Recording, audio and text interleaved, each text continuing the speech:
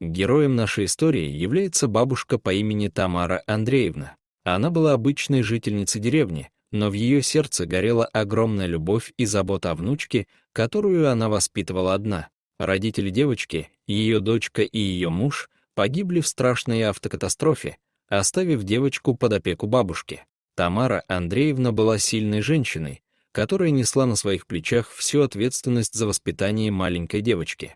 Однажды в деревню приехали неизвестные люди. Они требовали от бабушки денег, утверждая, что ее погибшая дочь задолжала им крупную сумму. Старушка, не имея никаких доказательств и не веря этим людям, отказалась отдавать им деньги.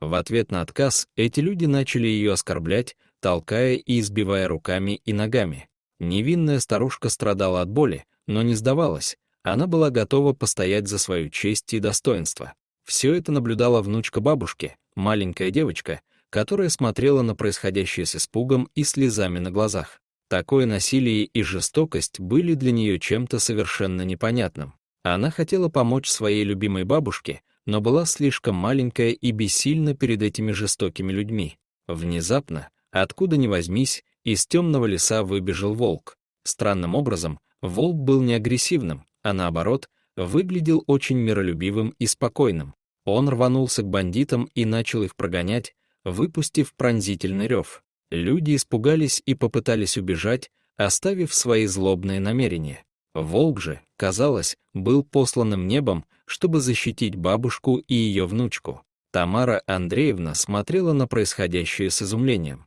Она не ожидала такого поворота событий, но при этом чувствовала, что волк пришел, чтобы помочь им. Он спас их от опасности и обеспечил им безопасность. В глазах бабушки было благодарное чувство и надежда на лучшее будущее. После этого инцидента жизнь в деревне вернулась в свои привычные русла. Бабушка и внучка продолжили жить в своем тихом доме, встречая каждый день с улыбкой и благодарностью за каждую минуту, которую проводили вместе. Они никогда не забывали о волке-спасителе, который пришел к ним в тот судьбоносный день. Тамара Андреевна рассказывала о произошедшем волшебном событии всем жителям деревни. Ее история стала легендой и символом силы и защиты. Волк стал знаменитостью, и его изображение часто можно было увидеть на народных узорах и рисунках. Все жители деревни благодарили волка за его помощь и верили, что добро всегда победит зло. Так и продолжалась их жизнь, бабушка и внучка, обладая внутренней силой и неуязвимостью, преодолевали все трудности, которые встречались на их пути. А волк оставался их тихим хранителем и защитником, который всегда был рядом, готовый помочь во время беды. История Тамары Андреевны и ее внучки стала предметом обсуждения и восхищения во всей деревне. Они стали примером силы, мудрости и настоящего героизма. Бабушка и внучка доказали, что любовь и семейные узы могут преодолеть любые трудности и помочь справиться с самыми темными испытаниями судьбы.